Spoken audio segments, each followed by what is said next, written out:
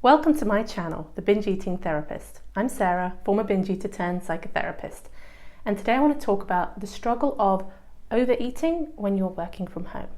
Now, chances are you think you know why you do this, and it usually goes along the lines of, I'm working from home, I'm bored, I don't have any willpower, the kitchen's just there, I don't have structure, and I just find myself eating. In this video, I want to just dig into that a little bit more because I think there's more going on than you may realize, and by understanding this, hopefully it will free you up to feel like you could make more choices so that you're feeling less compulsive about going back and forth to the kitchen while you're working.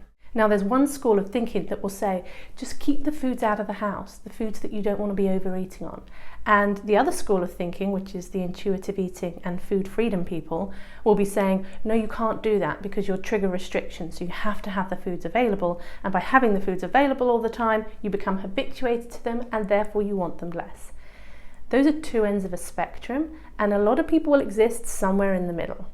I'm a food freedom advocate and I like the intuitive eating model. But I think sometimes it oversimplifies processes because it's not as straightforward for everybody that if you just have the food around, you will feel regulated around it. And many people who are working from home can testify to that. There were times in my recovery from binge eating when I didn't have the foods in the house, but I gave myself full permission to go out and get the food if I wanted it. What that did is it created this reactionary gap because I could easily fall into mindless eating where I wasn't thinking and I was just going back and forth to the kitchen. And I don't think that that was necessarily restriction related. So if you're going to go down the route of not having the foods in the house, can you pair it with the permission to go and get the food? It's an opportunity to get up and move because a lot of people who are working from home, chances are your job is quite sedentary. And then as I was reintroducing foods and having more of them in the house, what I would do is I would buy a lot of the same food. So one of mine was club bars. I don't know if you have them outside of the UK. They're these little chocolate bars and they're all individually wrapped. And easily in a binge, I'd go through a pack of, I think they come in 8s maybe. And so I remember buying a whole pile of these packets of club bars. And this was about trying to change my relationship and my compulsion around this particular food. Now, this worked in a couple of ways. One, it was the same thing. Now, don't get me wrong, in my binge eating days, I could binge on the same thing over and over again. But a lot of the time, I actually preferred to have variety. The other thing about these, which you might want to consider for yourself, is that they are individually wrapped. Now, again, I'm not saying some wrapper is going to be a barrier to a binge. But what I'm saying is if each thing is individually wrapped, you can make it a little bit more of a conscious choice to go and get another one compared to when you have a bag of something and you're just reaching in and taking out.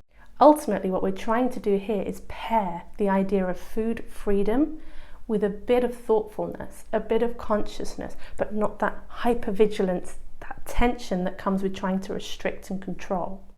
And how often are you eating these foods while you're working, while you're in the middle of a task? In order to improve your relationship with food when you're working from home, to really focus on bringing some more presence and some more consciousness around your food choices.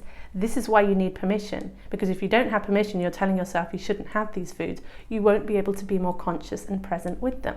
Some people might say it's a slippery slope to use food as a reward. I don't know, I kind of like it. I remember when I was writing my dissertation, I would say, okay, after I've written 300 words, I am going to stop, I'm going to have a cup of coffee and I'm going to have a snack. Food can be used as a way to punctuate your day and punctuate tasks. But one of the challenges is that many of us in our work have what we would call resented tasks, things that you have to do for your job that you don't like doing. In the food marketing world, they have something called resented purchases. And one of the things that we resent purchasing is petrol or gas if you're outside of the UK. Nobody enjoys filling up their car and having to part with that money. It's not an exciting thing to purchase, it's a necessity. So what do? They put all these kind of treat foods in the gas stations because they've found out that people are more likely to buy these kinds of rewarding foods if they are making a purchase that they resent. So by using that logic, we could say that when you're doing a resented task at work, you are more likely to want some food or something that's going to trigger the reward pathways in your brain. Maybe resented tasks lead you to feeling bored. So you say, well, the reason that I'm eating so much when I'm at home is because I'm bored.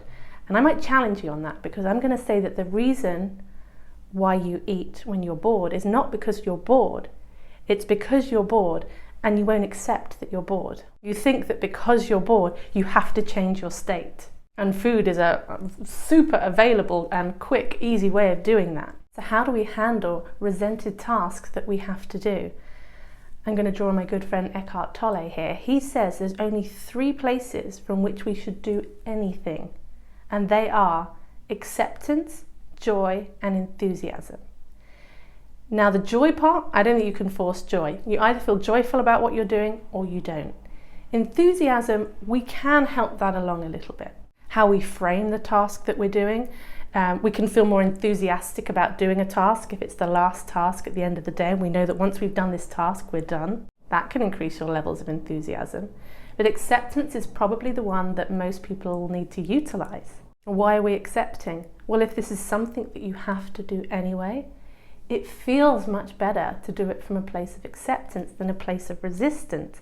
When we're resisting, when we're fed up, when we're annoyed, when we're telling ourselves that things shouldn't be the way that they are, we're making what is already a resented task even harder, even more misery-inducing.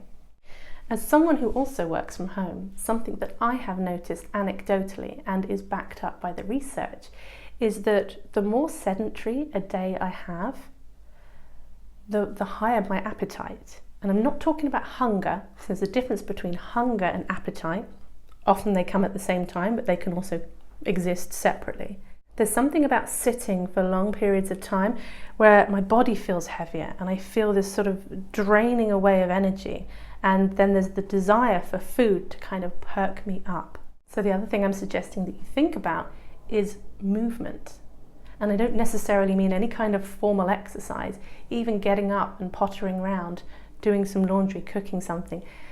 Yes, getting outside for a walk, we know the mental health benefits of that, especially when you're stuck indoors all day and you don't even have a commute. Getting outside in the middle of the day, getting some daylight, getting some sun on your retinas affects our mood.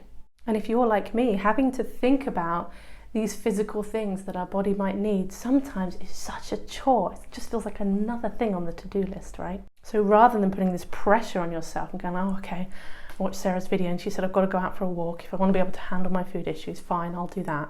It can feel like you're taking on something that you now have to do forever. And all I'm suggesting is maybe for a week, you say, okay, I'm going to focus on getting a bit more movement into my day for 1 week. And then I'm going to assess and see how I feel. Because if there isn't that positive feedback from the behavior change won't stick. And the more you turn it into a should, I should do this thing for myself, even though I don't feel like it, the harder it will then be to do it. And then the more you'll beat yourself up for the fact you're not doing it. I think it was Johan Hari who talked about some research where he found that the people that were happiest in their jobs were those that had the most control and autonomy over their time and over their tasks. Now I'm in the position of I work for myself, so I can choose the hours that I want to do, so I have a great deal of autonomy about how I structure my day. Not everybody has that luxury. So the question is, where do you have autonomy? Where do you have control? Where are you people pleasing at work and not putting yourself up there as a priority? If you're a yes person who says yes to everything, those resentment levels are just going to rise. Because when it's a compulsive yes, you're saying yes because you can't say no. That doesn't feel good. It's different when we say yes to something because everything in us goes, yes, I want to do that. I really want to help that person or do this task or be at that meeting because I see the good in that, compared to, I have to say yes. Are there conversations you could be having with your boss or with people that you work with in order to structure your day in a way that works for you? So I have 2.5 hours off minimum in the middle of my day. And the reason why I do that is because I'm very conscious with the short days in the winter here in the UK. I need a couple of hours of daylight where I'm not stuck at my computer. I invite you to think about what would work for you. Are you someone who wants to start earlier and finish earlier? Start later, finish later, have bigger gaps in the day, have meetings at certain times. Can you ask for what you want, if indeed there's somebody that you have to ask? If you're self-employed, can you give it to yourself? Because one way I see food getting used as well by people is when you are giving out, and food just seems like the only way you can think of, given the time and your energy levels, of trying to give something back to yourself. So to summarize, try and bring some thoughtfulness into your food choices and what the foods are that you have around you.